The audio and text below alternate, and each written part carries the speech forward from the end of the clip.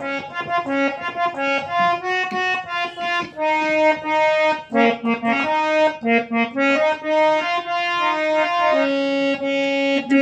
धुडकत चालत होता राणाचा तो घोडा, धुडकत धुडकत चालत होता राणाचा तो घोडा, निष्ठेमुळे पावन झाला राणाचा तो घोडा, निष्ठेमुळे पावन झाला राणाचा।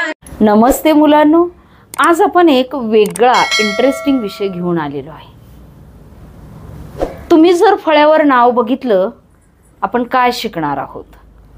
घोडा एका 5 वर्षाच्या मुलाला घेऊन जाणार MPSC परीक्षेला। किती इंटरेस्टिंग विषय ना, 5 वर्षाचा मुलगा MPSC परीक्षेला घोड्यावर बसून जाणार। तुमच्या मनात काय काय कल्पना आल्या असतील नाही का? पण व्हिडिओ त्यासाठी शेवटपर्यंत पाहायचा आहे की नक्की या व्हिडिओत आपण काय शिकणार आहोत, की हे विधान सत्य ठरण्यासाठी आपणाला काय करायला हवं आणि कशा पद्धतीनं अभ्यास करायला हवा।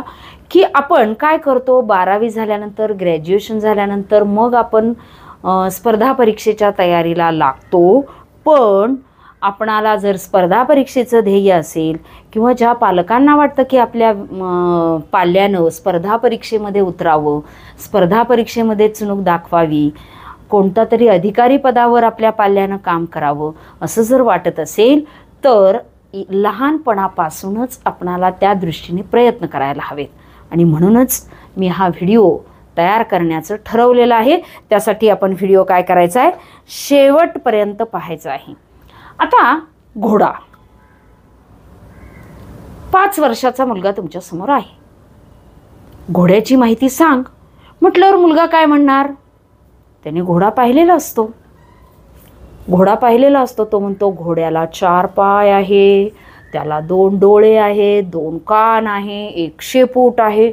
अगदी बरोबर, 5 वर्षाचा मुलगा हे सांगतोय, हे अतिशय चांगली गोष्ट आहे। परंतु आपणाला पुढच्या दृष्टिकोनातून त्याचं सामान्य ज्ञान वाढवायचं आहे आणि त्याची शब्दसंपत्ती वाढवायची आहे। सामान्य ज्ञान आणि शब्दसंपत्ती ह्या 2 गोष्टींचं टार्गेट तुम्ही जर आता लहानपणापासून ठेवलं तर नक्कीच आपणाला तुमचं जे ध्येय आहे स्पर्धा परीक्षेमध्ये, तर ते ध्येय तुमचं पूर्ण होणार आहे। आता आपण काय करणार आहोत, आता या घोड्या विषयावर आपणाला काय काय सांगता येतं, आपण कोणकोणतं सामान्य ज्ञान मिळवू शकतो, हे आपण लगेच पाहणार आहोत। बघा, पहिल्यांदा 5 वर्षाचा मुलगा हा प्राणी घोडा आहे हे तो ओळखणार आहे। म्हणजे घोडा हा एक शब्द त्याला मिळाला। त्याला इंग्लिशमधून हॉर्स असं म्हणतात, हा त्याला दुसरा शब्द मिळणार आहे। त्याच्यानंतर पुढचा शब्द, घोडा आपण काय करतो, पाळतो। घोडा पाळतो, तुम्हाला माहिती आहे, जसं गाय, बैल, म्हैस पाळतो त्यांना आपण पाळीव प्राणी असं म्हणतो। म्हणजे तिसरा शब्द आपल्याला मिळाला, पाळीव। आता हे सोपे शब्द आहेत। पुढं, तो राहतो कुठं? गाय गोठ्यात राहते, कोंबडी खुराड्यात राहते, पक्षी घरट्यात राहतात, सुगरण खोप्यात राहते, हे पाठ करतो। घोडा तबेल्यामध्ये राहतो, तबेला। आणि मुलांनो, किल्ल्यावर घोडे बांधण्याची जी जागा असते त्याला काय नाव आहे? पागा। म्हणजे बघा, हे पण शब्द मिळाले। त्याच्यानंतर इंग्लिशमधून आपल्याला ते पण विचारलं जातं, त्याला म्हणतात स्टेबल। तबेलेला काय म्हणतात? तबेलेला म्हणतात स्टेबल, होम्स ऑफ ॲनिमल, हे आपल्याला माहीत असले पाहिजे। त्याच्यानंतर मुलांनो, कोंबडीचं पिल्लू कसं जन्मतं? कोंबडी अंडी घालते, ती अंडी उभवते आणि मग त्या अंड्यातून पिल्लू बाहेर येतं। गायच्या पोटात तिच्या बाळाची वाढ होत असते, तसं घोडासुद्धा घोड्याच्या पोटामध्ये म्हणजे घोडीच्या पोटामध्ये की बाळाची वाढ होते, म्हणजे पिलांना पोटातून जन्म देतो आणि म्हणून त्याला सस्तन असं म्हणतात। सस्तन हा एक नवीन शब्द आपल्याला पाहायला मिळेल। सस्तन म्हणजे पोटातून पिलांना जन्म देणं. अंडी घालून असतं तर त्याला आपण अंडज म्हणलं असतं. पुढं हा काय खातो? प्रत्येक प्राणी काय खातो हे आपल्याला माहिती आहे. घोडा काय खातो? घोडा गवत खातो. त्याला हरभरे फार आवडतात बरं का, आणि म्हणून त्याला काय म्हणतात? शाकाहारी प्राणी. बघा आपण काय काय शब्द मिळवतोय, नीट लक्ष द्यायचे. घटक सोपा असला तरी आपण किती शब्द मिळवणार आहोत याकडे बघायचं आहे. व्हिडिओ शेवटपर्यंत पाहायचा आहे. की गवत खातो, तो व्हेजिटेरियन आहे, शाकाहारी प्राणी आहे. त्याच्यानंतर मुलांनो, गाय म्हैस यांचं जर वैशिष्ट्य पाहिलं तर ते रवंथ करणारे प्राणी आहेत. आणि रवंथ करणारे प्राणी म्हणजे काय? की ते चारा, आपण जर बैलांना चरायला सोडलं तर भर भर भर भर भर चारा खाऊन घेतात आणि निवांत बसले की पुन्हा तो चारा, पोटातला चारा तोंडात आणतात आणि पुन्हा चरवण करतात, चावतात. त्याला आपण रवंथ करणं असं म्हणतो. पण घोडा पाळीव असला, शाकाहारी असला तरी तो रवंथ करत नाही. तो काय आहे? रवंथ करत नाही. आपणाला ही माहिती नसते. मग जेव्हा आपणाला गटातनं बसणारा शब्द येतो तेव्हा आपणाला ह्या वैशिष्ट्यांचा विचार करणं गरजेचं असतं. आता घोड्याचा आवाज, कोकिळेचा, कोकिळा कुहू कुहू करते. त्याच्यानंतर कावळा काव काव करतो. सापाचा आवाज, फुसफुसणे, फुतकार. तसं घोड्याच्या आवाजाला काय म्हणतात? खिंकाळणे. त्याचा आवाज काय आहे? खिंकाळणे. त्याला इंग्लिशमधून आपण काय म्हणतो? तर त्याला इंग्लिशमधून ने असं म्हणतो.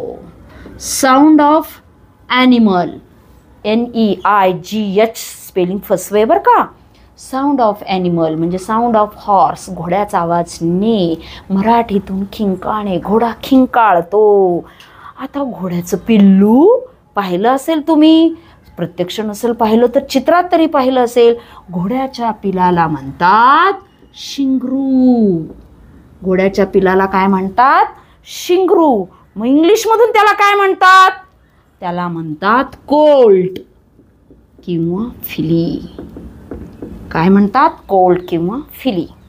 आता घोडा म्हटलं की घोड्याचे समानार्थी शब्द गाईचे जसे माहिती आहेत, गाय, धेनू, गोमाता आपण असं म्हणतो, तसं घोड्याला काय शब्द आहेत? होय, अश्व, तुरग, वारू, वाजी, तुरंगम. बघा केवढे शब्द आहेत. आपण एखादी गोष्ट बघितली ना, एखादी वस्तू असेल, एखादा प्राणी असेल तर त्याचा सखोल अभ्यास करायला शिकायचं. मग आता या घोड्याचे आपणाला समानार्थी शब्द कळाले. त्याच्यानंतर मुलांनो खूप वेळा मी प्रश्न विचारते की गाय, बैल, त्याच्यानंतर म्हैस आणि घोडा यात वेगळं कोण? बघायला गेलं तर सगळेच पाळीव प्राणी आहेत. मग आता यातलं वेगळं कोण? तर गाय, बैल, म्हैस यांना शिंग असतात आणि घोड्याला शिंग नसतात. हे वैशिष्ट्य आपणाला माहीत असलं पाहिजे. घोड्याला शिंगे नसतात. आपण सगळेजण घोड्याची माहिती पाहत आहोत. आता घोड्याला शिंग नसतात, त्याला खूप छोटेसे कान असतात आणि घोड्याच्या मानेवर केस असतात. तुम्ही जवळून घोडा पाहिला ना, जवळून घोडा पाहिला तर निरीक्षण केलं तर घोड्याचे कान लहान असतात आणि त्याच्या मानेवर केस असतात. सिंहाला जसे असतात ना, अगदी तसेच. मग आपण त्याला आयाळ असं म्हणतो. काय म्हणतो? बघा पुढचा शब्द नवीन मिळाला, आयाळ. त्यालाच इंग्लिशमधून काय म्हणतात?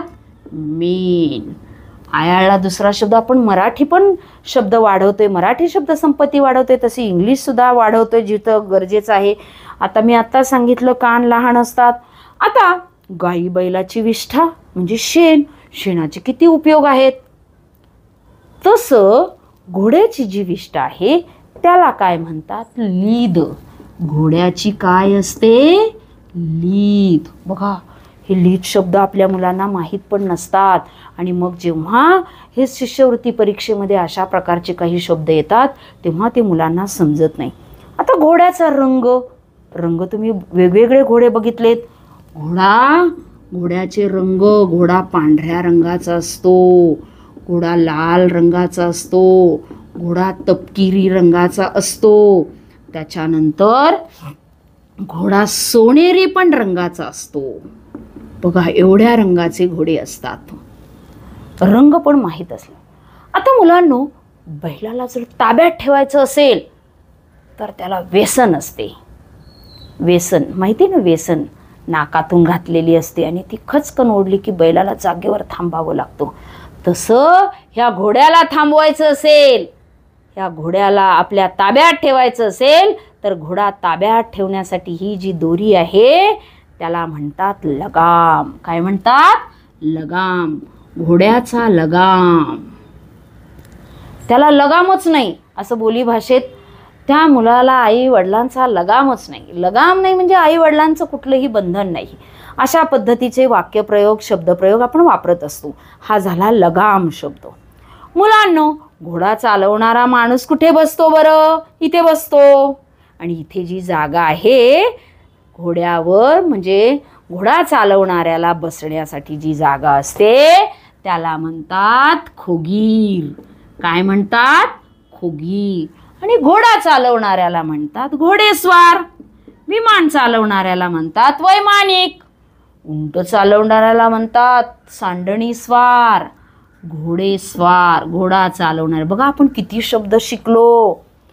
आता मुलांनो, ह्या घोड्याचं सगळं वर्णन केलेलं आहे. पण या घोड्याचे जर गुण पाहिले ना, जसं कुत्रा म्हटलं की तुम्हाला इमानी लक्षात येतो. कुत्र्याचं घ्राणेंद्रिय फार तीक्ष्ण असतं. हेही तुम्ही सांगतात की पोलीस खात्यामध्ये एखाद्या चोराचा शोध घ्यायचा असेल, चोरी शोधायची असेल कोणी केली तर काय करतात? कुत्र्याचा वापर करतात. तसं हा घोडा फार कष्टाळू, चपळ आणि स्वामीनिष्ठ असतो. कष्टाळू, चपळ आणि स्वामीनिष्ठ. तुम्ही म्हणाल कशावरून बरं?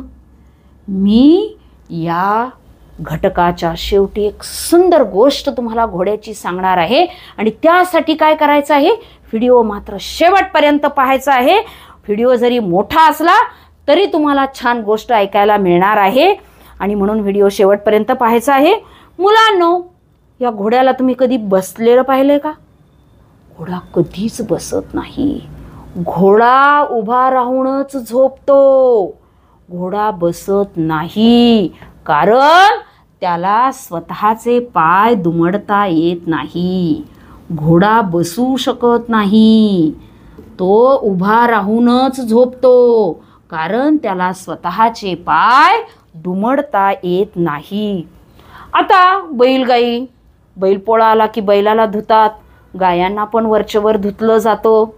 आपण त्यांना धुताना पाहिलं. घोड्याला कधी तुम्ही धुताना पाहिलंय का? पण घोड्याला स्वच्छ तर करावंच लागतं ना. आणि मग घोड्याला काठ्या घेतात आणि काठ्याने असं त्याचं अंग घासून काढतात किंवा ब्रश घेतात. आणि मग घासल्यानंतर काय होतं? त्याच्या अंगावरचा मळ असेल किंवा नको असलेली केसं असतील ती सगळी निघून जातात. घाण निघून जाते, धूळ निघून जाते आणि घोडा अगदी स्वच्छ आणि त्याची त्वचा अशी तुकतुकीत दिसायला लागते. मग घोड्याला स्वच्छ करणं, काठ्यानं घासून काढणं, त्याला म्हणतात खरारा करणं. काय म्हणतात? खरारा करणे म्हणजे घोड्याला स्वच्छ करणे. बघा आपण घोड्याचे किती शब्द शिकलो. आता आपणाला घोड्याचं व्याकरण जर चालवायचं असेल तर आपणाला घोडा, घोडा काय आहे? पुल्लिंगी शब्द आहे. घोडा काय आहे? पुल्लिंगी. मग घोड्याची बायको, त्याचं स्त्रीलिंग रूप काय? घोडी. घोडा, घोडी, स्त्रीलिंग. आता घोडा घोडी झालं. आता एक वचन अनेक वचन. घोडा, घोडे, घोडा, घोडे. हे झालं व्याकरण चालवण्याच्या दृष्टिकोनातून सुद्धा. सामान्य रूप सुद्धा घोड्याला, घोड्याच्या अशा पद्धतीनं सुद्धा त्याची सामान्य रूपं होतात. अशा पद्धतीनं आपण व्याकरण सुद्धा याच्यातून चालवायला शिकलेलो आहे. आता आपल्याला काही वेळातच लगेचच कुठेही जायचं नाही. आपण घोड्याची छान गोष्ट ऐकणार आहोत. तत्पूर्वी घोड्यावर आधारित म्हणी वाक्प्रचार तेही शिकणार आहोत, पण लगेचच आपण ते पाहणार आहोत. आता घोड्याची माहिती पाहिली. आता आपल्याला अवयवांवर आधारित वेगवेगळे वाक्प्रचार असतात. कानावर असतात, नाकावर असतात, हातावर असतात, पायावर असतात, डोक्यावर, तोंडावर. आता प्राण्यांवर सुद्धा काही वाक्प्रचार असतात. आणि मग आता घोड्यावर आधारित वाक्प्रचार कोणते? बघा, घोडा मारणे. बघा, तुझं काय मी घोडं मारले का? म्हणजे नुकसान करणे. व्हिडिओ पॉज करून सगळ्या वाक्प्रचारांचे अर्थ तुम्ही तुमच्या वाचनवहीमध्ये लिहून घ्यायचे आहेत. घोडा मारणे, तुझं काय मी घोडं मारले का? तुम्हाला असं वागवतोस किंवा तुम्हाला ही वस्तू देत नाहीस. घोडा मारणे म्हणजे नुकसान करणे. घोडदौड सुरू होणे हा वाक्प्रचार कुठं आला माहिती? की जेव्हा शिवरायांनी स्वराज्य स्थापनेची प्रतिज्ञा घेतली, तोरणा किल्ला जिंकला आणि तिथून पुढे स्वराज्याची घोडदौड सुरू झाली, म्हणजे काय झालं तर त्यांच्या कामाला वेग आला. घोडदौड सुरू होणे म्हणजे कामाला वेग येणे. आता पुढचं, कामाला घोडा लागला. आज हे असं झालं, कामाला घोडा. कामाला घोडा लागणे म्हणजे काय तर नुकसान होणे. कामाला घोडा लागणे म्हणजे काय? नुकसान होणे. मग आता पुढचं आहे, घोडं पेंड खाते. कुठं याचं घोडं पेंड खाते काय कळना झालंय. आपण हे शब्दप्रयोग ऐकतो पण त्याचा अर्थ कधी जाणून घेण्याचा प्रयत्न करत नाही. तर घोडे पेंड खाणे म्हणजे अडून राहणे. घोडे पेंड खाणे म्हणजे याचं कुठं घोडं पेंड खाते, कुठं याचं अडलंय काम, कुठं अडून राहिलंय. घोडे पेंड खाणे म्हणजे अडून राहणे. घोडं अडलंय याचं, मध्येच घोडं अडले, मध्येच घोडं अडलं याचं, म्हणजे प्रगतीमध्ये काय झाला, खंड पडला. घोडे मध्येच अडणे म्हणजे खूप प्रगती सुरू झाली आणि मध्येच काहीतरी त्याला व्यत्यय आला, अडथळा आला, तर आपण म्हणतो घोडे मध्येच अडलं, घोडे प्रगतीत खंड पडला. आता एकदाचं गंगेत घोडं नाहलं. एकदाचं गंगेत घोडं नाहलं म्हणजे अशक्य वाटणारी गोष्ट. म्हणजे किंवा खूप प्रयत्नानंतर एखादी गोष्ट किंवा एखादं काम जेव्हा पूर्ण होतं तेव्हा म्हणतात गंगेत घोडे नाहले. गंगेत घोडे नाहणे म्हणजे काय? खूप प्रयत्नाने एखादे काम होणे किंवा आपली जेव्हा इच्छापूर्ती होते, काम पूर्ण होतं, तेव्हा आपण म्हणतो गंगेत घोडे म्हणजे गंगेत एकदाचं घोडं नाहलं. अशा पद्धतीनं घोड्यावर आधारित वाक्प्रचार. अजून काही असतील ते तुम्ही शोधा आणि नक्की तुमची शब्दसंपत्ती वाढवा. आता म्हणी बघू तर खरं, घोडा मैदान जवळच आहे. घोडा मैदान जवळ असणे म्हणजे परीक्षा जवळ असणे. एखादा खूप बोलत असतो, आता तुझंही कळलंच ना की तुला किती मार्क मिळतात. घोडा मैदान जवळच आहे. पुढचं आहे, राज्याचे घोडे आणि खासदार उडे. खासदार उडे, खासदार म्हणजे घोडं राज्याचं आणि मिजाज कोणाची? त्या खासदाराची. म्हणजे वस्तू एकाची आणि मिजाज दुसऱ्याचीच. अशा वेळेस काय करायचं? ही म्हण वापरायची, राज्याचे घोडे खासदार उडे. वराती मागून घोडे. वरात गेली निघून आणि मागून घोडं. घोडं कुठं असतं? वरातीच्या पुढं असतं की नाही. पण वराती मागून घोडं गेल्या म्हणजे योग्य वेळ निघून गेल्यावर काम करणे. आपण म्हणतो ना की आता एखादं काम पूर्ण झालं म्हणजे पाहुणे गेले निघून आणि मग त्याने काहीतरी सामान आणलं पाहुण्यांसाठी आणि मग आपण म्हणतो याचं बघा वराती मागून घोडं, म्हणजे योग्य वेळ निघून गेल्यावर काम करणे. ही म्हण वेगळीच आहे. भागीचे घोडे किवनाने मेले. म्हणजे एखादे काय करतात? व्यवसाय, एकत्रित व्यवसाय सुरू करतात. भागीदारीमध्ये व्यवसाय सुरू करतात. पण त्यावेळेस काय होतं, जो नफा झाला की नाही, त्या व्यवसायामध्ये फायदा झाला की नाही, तो मात्र सगळ्यांनी घ्यायचा. पण त्या व्यवसायात काही नुकसान झालं किंवा तो व्यवसाय करताना एखाद्या गोष्टीची नुकसान झाली तर मात्र कोणी जबाबदारी घेत नाही. म्हणजे फायदा घेतात त्या व्यवसायात, भागीदारीतल्या व्यवसायाचा फायदा घेतात, पण त्या व्यवसायात ज्याला गोष्टी लागतात त्या गोष्टींची मात्र कोणी काळजी घेत नाही, तेव्हा म्हणतात भागीचे घोडे किवनाने मेले. आता एखाद्याला काम सांगितलं पण त्याला ते करायचंच नसतं, पण बळच करायला लावलं ना, बळच म्हणजे जबरदस्तीने एखादं काम करायला लागलं तर आपण म्हणतो बळच घोड्यावर बसवलाय त्याला. म्हणजे बळच घोड्यावर बसवला म्हणजे इच्छा नसताना एखादी जबाबदारी अंगावर जेव्हा पडते तेव्हा म्हणतात रडत राव घोड्यावर स्वार. रडत राव होतं म्हणजे त्याला काम करायचं नव्हतं, इच्छापूर्ती म्हणजे इच्छा नसताना जबाबदारी जेव्हा अंगावर पडते तेव्हा म्हणतात रडत राव घोड्यावर स्वार. अशा पद्धतीने घोड्यावर आधारित म्हणी सुद्धा आहेत. आता मुलांनो, हा घोड्याचं सगळी माहिती शिकलो, पण घोड्याचा उपयोग तुम्हाला माहिती आहे, राजे महाराजांच्या काळामध्ये घोडदळ असायचं, म्हणजे घोड्यावरून लढणारं सैन्य असायचं. म्हणजे युद्धामध्ये तर घोड्याचा वापर केलायच, पण आता मनोरंजनासाठी घोड्याचा वापर होतो. घोड्यांच्या स्पर्धा असतात, आता बैलगाड्या असतात, त्या बैलगाडीच्या पुढे घोडी पळते, त्या घोडीवर बसलेल्या माणसाकडं आणि ती घोडी किती वेगात पळते खूप माणूस रंजक पद्धतीनं पाहत असतो. त्यानंतर लग्नामध्ये वरातीमध्ये घोड्यावर नवरदेव बसून नाचवला जातो. लग्नात घोडा पाहिजे, घोडा अशी मागणी केली जाते. पण हा घोड्याचा उपयोग काय आहे? मनोरंजनासाठी आहे. आता तुम्हाला घोड्याचे उपयोग कळाले. घोड्याचा उपयोग वाहतुकीसाठी सुद्धा केला जातो. घोड्याचा उपयोग वाहतुकीसाठी, तुम्ही धनगर लोक पाहिले ना, त्यांच्याकडे जो घोडा असतो ना, त्या घोड्यावर सगळा संसार त्यांचा बांधलेला असतो. म्हणजे वाहतुकीसाठी सुद्धा घोडा वापरतात. अशा पद्धतीनं आपण घोड्याचे उपयोग पाहिलेले आहेत. घोड्यावर आधारित वाक्प्रचार आणि म्हणी सुद्धा पाहिलेल्या आहेत. पण आता एक छान स्वामीनिष्ठ आणि कष्टाळू प्रामाणिक महाराणा प्रतापच्या घोड्याची गोष्ट पाहणार आहोत.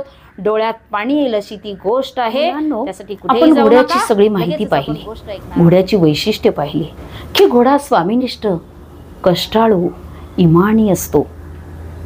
मग याचं उदाहरण द्यायचं झालं तर आपणाला शिवरायांच्या घोड्याचं सुद्धा उदाहरण देता येईल. शिवरायांच्या घोड्याची माहिती सुद्धा तुम्हाला गुगलवरून सर्च करता येईल. पण मी आज तुम्हाला ज्या घोड्याची माहिती सांगणार आहे तो घोडा महाराणा प्रतापचा घोडा. मुलांनो, महाराणा प्रतापचं नाव आपण ऐकून आहे. राजस्थानमधील मेवाडवर राज्य करणारा एक राजपूत राजा होऊन गेला, अतिशय पराक्रमी. आपल्याकडे जसं शिवरायांना मानतात, महाराष्ट्र म्हटलं की शिवाजी, तसं राजस्थान म्हटलं की महाराणा प्रतापचं नाव घेतलं जातं.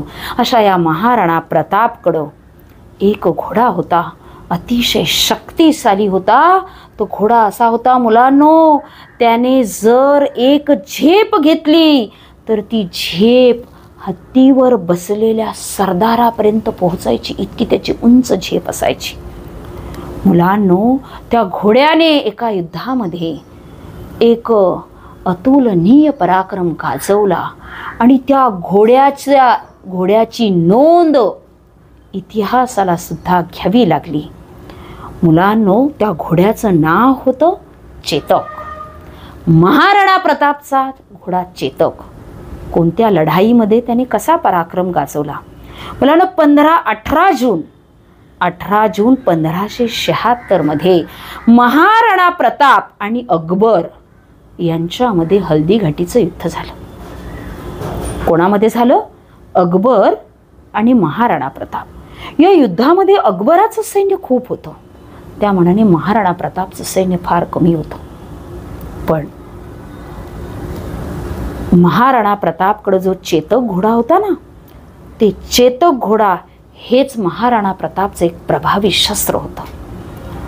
आणि मग महाराणानं या युद्धामध्ये काय केलं की पहिल्यांदा हत्तीच्या तोंडाचा मुखवटा घोड्याला घातला. कारण अकबराच्या हत्तींना चकवणं त्यामुळे सोपं जाणार होतं. अशा पद्धतीनं त्या घोड्याला हत्तीचा मुखवटा तर घातलाच. आणि मग काय, या चेतक घोड्याने काय केलं? या चेतक घोड्याने एका तुकडीवर हल्ला केला आणि हल्ला केल्यानंतर महाराणा प्रताप यांना घेऊन वाऱ्याच्या वेगाने दुसऱ्या सैन्याच्या तुकडीवर हल्ला करायला त्यांनी सुरुवात केली. म्हणजे त्या बाजूने निघाला आणि तिथे जाऊन सुद्धा त्यांनी प्रचंड धुमाकूळ घातला. चेतक घोड्याचा पाठलाग करणं शत्रूच्या घोड्यांना अतिशय अवघड वाटत होतं. अतिशय चपळ, अतिशय शक्तिशाली हा घोडा होता. आणि मग ही युद्धाची चकमक चालू असताना मुघलांचा एक सरदार हत्तीवर होता आणि त्याच्यावर वार करण्यासाठी चेतकने एक मोठी झेप घेतली आणि ती संधी साधून महाराणा प्रताप यांनी सुद्धा काय केलं, लगेच त्या सरदारावर हल्ला चढवला. म्हणजे चेतक घोड्याने हत्तीवर बसलेल्या सरदारावर झेप घेतली आणि तेवढ्यात ती संधी साधली आणि महाराणा प्रतापने सुद्धा त्या सरदारावर तलवारीचा वार केला. पण या चकमकीमध्ये तलवारीचा वार जो आहे म्हणजे त्या सरदाराचा किंवा याचा हा तो वार होता, तो लागून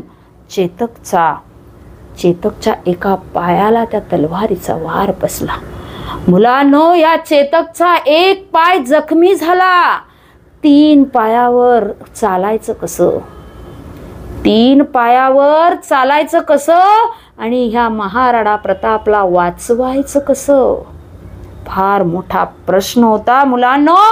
पण तरी सुद्धा या चेतक घोड्याने महाराणा प्रतापला आपल्या पाठीवर बसवलं आणि 3 पायावर पाय जखमी झालेला असताना सुद्धा वाऱ्याच्या वेगाने तो महाराणा प्रतापला एका सुरक्षित ठिकाणी घेऊन गेला. मध्येच पावसाचे दिवस होते. जून महिना होता आणि पावसाने तुडुंब भरलेल्या नाल्यामध्ये त्या घोड्याने उडी मारली. तो घोडा शिरला आणि त्या पाण्यातून त्याने आपल्या राजाला पलीकडं सुखरूप पोहोचवलं. प्रचंड दमछाक झाली होती त्याची, पायाला प्रचंड वेदना होत्या. 3 पायावर मुलांनो चालू कसं शकणार आणि 3 पायावर चालणारा हा घोडा, एका पायाने जखमी झालेल्या घोड्याचा पाठलाग शत्रूचे घोडे करू शकत नव्हते. बघा काय बलवान असेल.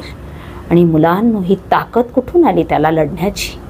केवळ त्याच्या राजावर असणारं प्रेम, त्या राजाविषयी असलेली स्वामीनिष्ठ आणि त्या घोड्याच्या अंगी असणारा कष्टाळू हा गुण.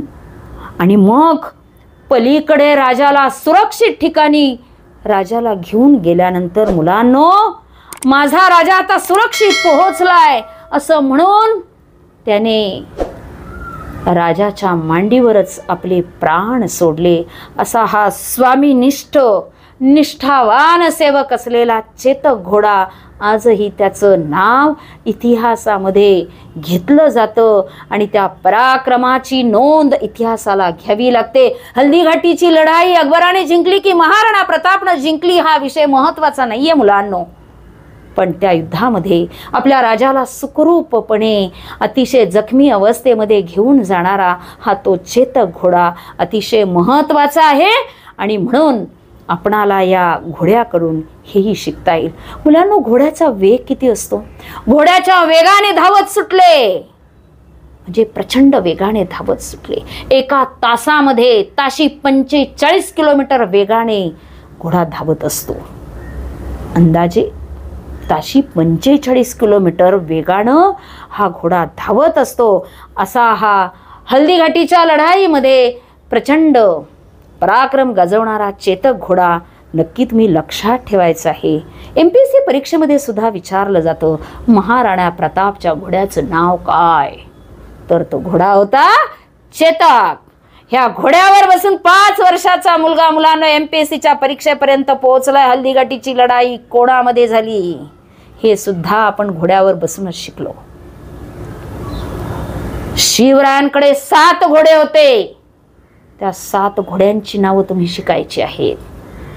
त्यातला विश्वास घोड्याचा पराक्रम आणि त्याची शिवरायांबद्दलची असणारी निष्ठा सुद्धा तुम्ही हा व्हिडिओ झाल्यानंतर नक्की पाहायची आहे. तुम्ही व्हिडिओ शेवटपर्यंत नक्की पाहिला असेल. हा व्हिडिओ तुम्हाला आवडला असेल लाईक करा, शेअर करा, सबस्क्राईब करा आणि नक्कीच जास्तीत जास्त विद्यार्थ्यांपर्यंत हा व्हिडिओ पोहोचवा. कारण या घटकातून तुम्ही काय शिकलेला आहात? प्रचंड शब्दसंपत्ती शिकलेला आहात, सामान्य ज्ञान शिकलेला आहात आणि घोड्याकडून कोणते गुण शिकायचे आहेत ते पण शिकलेला आहात. आणि म्हणून हा व्हिडिओ जास्तीत जास्त विद्यार्थ्यांपर्यंत शेअर करायचा. आणि विशेष म्हणजे एखाद्या गोष्टीचा, एखाद्या प्राण्याचा सखोल अभ्यास, एखाद्या घटकाचा सखोल अभ्यास कसा करायचा हेही तुम्ही नक्की शिकलेला असाल. तुम्हाला हा व्हिडिओ नक्की आवडला असेल आणि आपली अशीच वेगवेगळी माहिती मिळण्यासाठी यशोदीप प्रकाशनाची पुस्तकं, नव्याने निघालं सामान्य ज्ञानाचं पुस्तक आवर्जून आपल्या विद्यार्थ्यांसाठी जरूर वापरा आणि खाली दिलेल्या फोनवर जरूर संपर्क करा. धन्यवाद.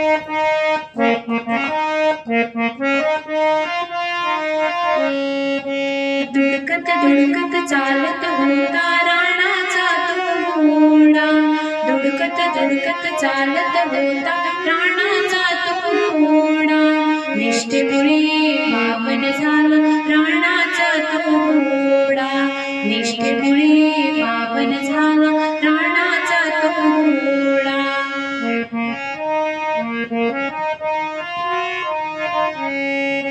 महाराणा तो मेवाडचा चेतक होता घोडा त्याचा. महाराणा तो मेवाडचा चेतक होता घोडा त्याचा. राजासाठी धावत सुसाट राणाचा तो घोडा. राजासाठी धावत सुसाट राणाचा तो घोडा. निष्ठेमुळे पावन झाला राणाचा तो घोडा. निष्ठेमुळे पावन झाला राणाचा तो घोडा.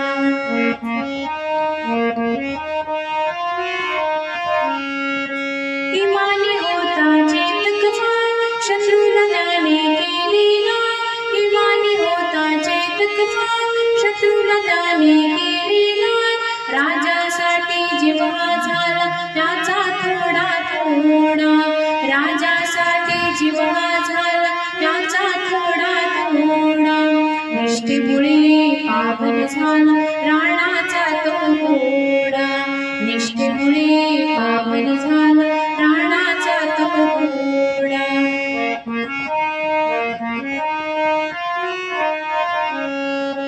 हल्दीघाटाच्या लढाईने इतिहासाची रंगली पाने.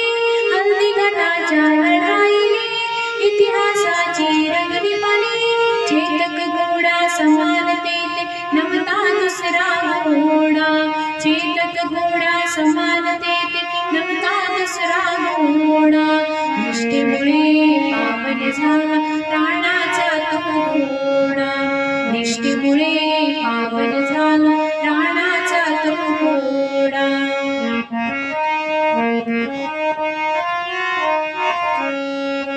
पराक्रमाची सजली पाने चेतक अश्वाच्या शौर्याने. पराक्रमाची सजली पाने चेतक अश्वाच्या शौर्याने. राजासाठी प्राण अर्पुनी अमर झाला घोडा.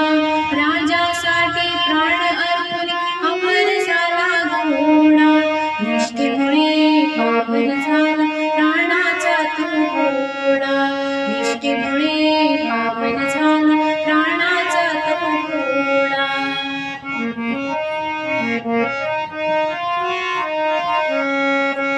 असेच होते सात घोडे माझ्या शिवा राजाकडे.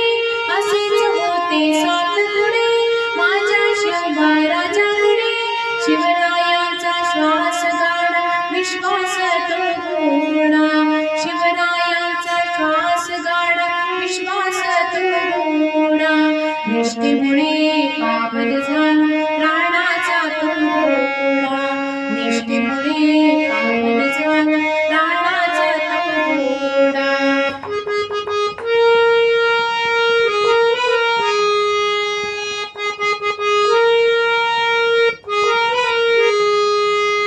घोडा होता बहुइमानी वेग त्याचा फार तुफानी.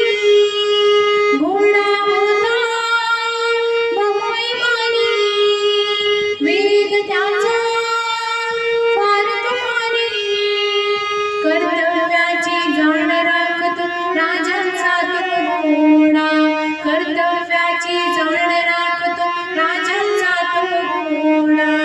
निष्ठेमुळे पावन झाला प्राणाचा तो घोडा निष्ठेमुळे पावन झाला प्राणाचा तो घोडा धुडकत धुडकत चालत होता प्राणाचा तो घोडा धुडकत धुडकत चालत होता प्राणाचा तो घोडा निष्ठेमुळे पावन झाला प्राणाचा तो घोडा निष्ठेमुळे पावन झाला प्राणाचा